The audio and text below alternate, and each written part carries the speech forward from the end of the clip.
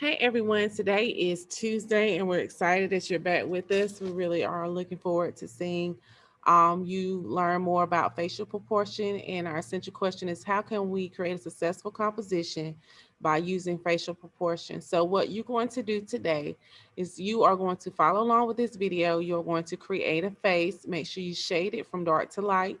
Follow along. She's going to show you about what we discussed yesterday about making sure things are drawn accurately, making sure that your lines are drawn correctly on your face, making sure that the eyes line up, the nose and the mouth. Make sure that one eye isn't bigger than the other, or one area is bigger than the other. That means your face is out of proportion. Proportion basically means that everything is drawn accurately on your face. Um, Shading underneath certain parts like your mouth, the corner of the mouth, your nose, right here underneath your eye, certain things like that really helps you to develop your drawing skills. So this is due today. Go ahead and draw this. This is due today. And I want you to follow along with the video because the video is going to help you to understand how to master drawing faces. So follow this video and we're going to upload that for a grade today. And I hope everyone after we do this has a blessed Thanksgiving holiday. Okay, let's see. I'm going to share my screen.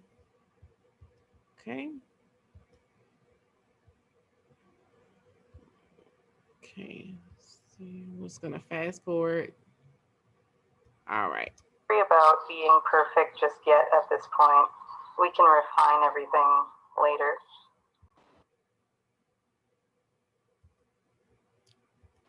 Next, I want you to divide the head in half, horizontally and vertically. And remember, draw it light until you get it right. We're going to be erasing almost all of these lines, so it's very important that we draw them lightly so that we don't have big lines dividing up our face on a final portrait. So that tool that I had to show you with the pencil, we can use that to check our division, make sure everything is actually in half, which it looks good. So we're going to move on, and I'm going to tell you a little bit about these lines. So obviously we're symmetrical, so if we divide our face in half, generally we're going to be the same on both sides. Now we have this line dividing the head in half. And I think many people who are new to portraits generally like to think that this is where your nose goes. But in fact, that's actually where your eyes go, because this up here is the way top of your head. This isn't your forehead up here. That's the crown of your head, so the highest point you can see when you're looking straight ahead. So if you don't believe me, why don't you use your pencil and try it out for yourself. Next, what we're going to do is divide the area between the eyes and the chin into thirds. So when you get to this point, you don't need to draw a line all the way across. You can just make little tick marks. It's less to erase. So this line right here would be the bottom of your nose. And then this line here would be the bottom of your lower lip. So not the middle of the lips, but the bottom of the lower lip. Now, for some people, the bottom of the nose may be halfway in between the eyes and the chin. On me, however, like I have a smaller nose, so my nose is only about a third of the way between my eyes and my chin. It's important to be thinking about how your face is laid out, so this might be different. So you might have your nose halfway between here, and then your lips are halfway between your nose and your chin.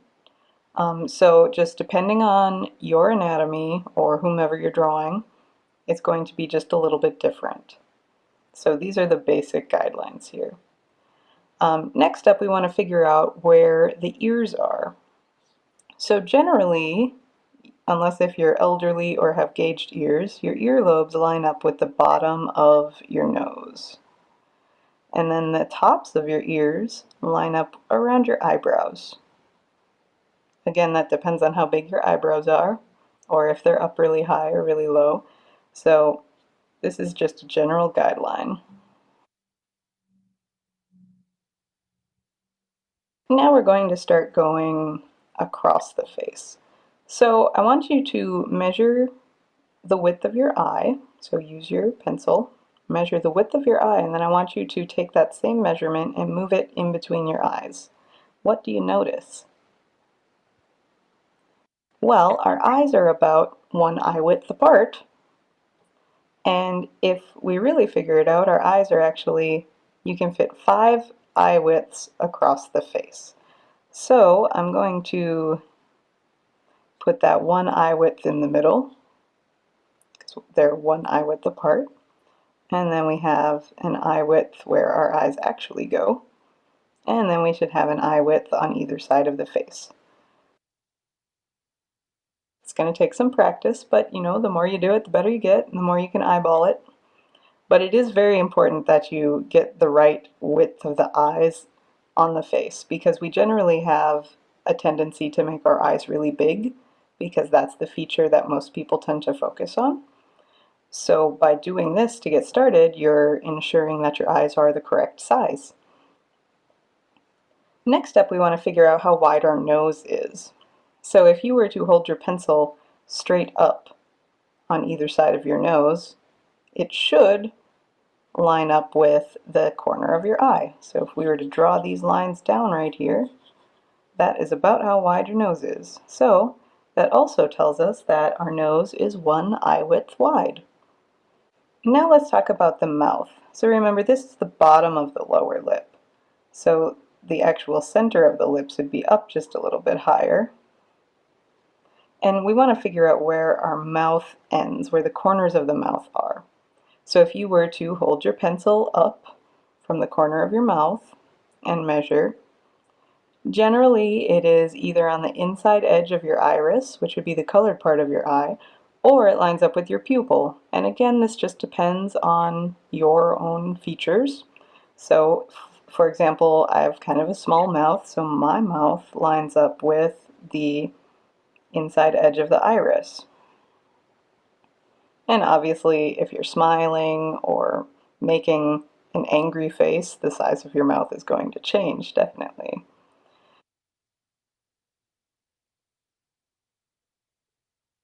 What we're going to do next is talk about the jawline a little bit, because that is important and it helps us figure out where the rest of our features go. So usually around our eyebrows is kind of where our temple is, and then our cheekbones are just kind of slightly below our eyes.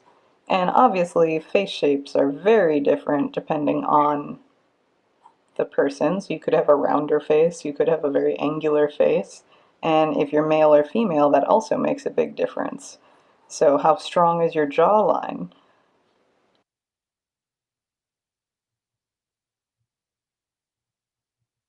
So next up we have our neck. And usually our neck kind of begins right around our jawline if you're looking straight ahead. Obviously, if you are a weightlifter, your neck's going to be quite a bit larger, and then also between male and female, so generally females' necks are a little slimmer, a little more curvy, whereas men's necks are a little more straight. So the key thing is to, you know, not have like a skinny little cartoon neck. You want some meat on there because it's got to hold up your head. Your head's 7 pounds, so you need some muscle in there. And then kind of right around here is where we see the trapezius muscle. And obviously, like if you lift weights, this is going to be quite a bit larger.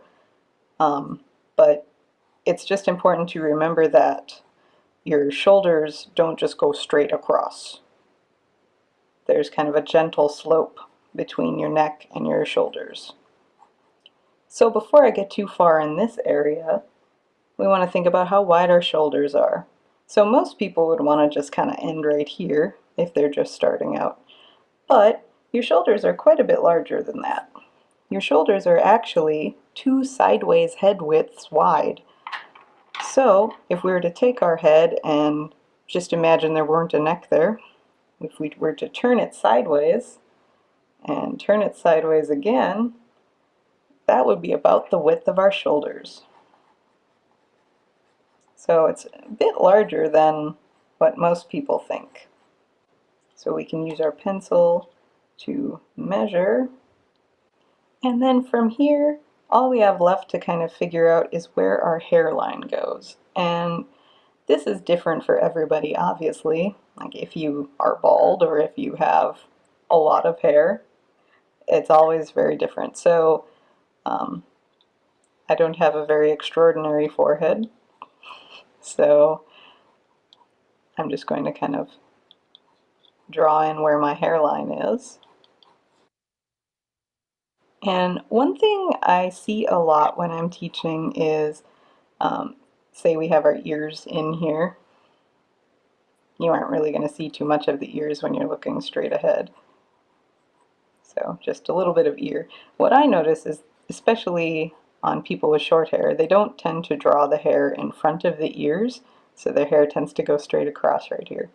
So always keep in mind like what kind of hair you have in front of your ears. So don't ignore that, otherwise it starts to look like you have a really funky bowl cut. So what I'm going to do right now is I'm just going to speed things up and erase these lines, and I'm going to do a quick time lapse of a self-portrait.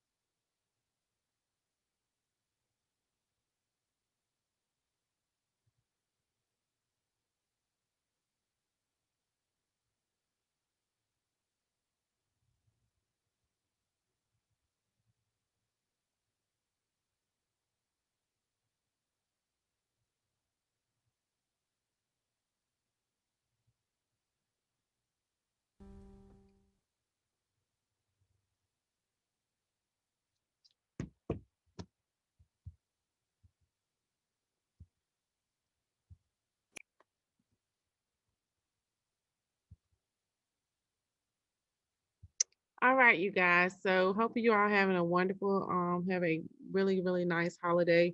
Go ahead and upload this for grade today and looking forward to seeing you after our break. All right, thanks.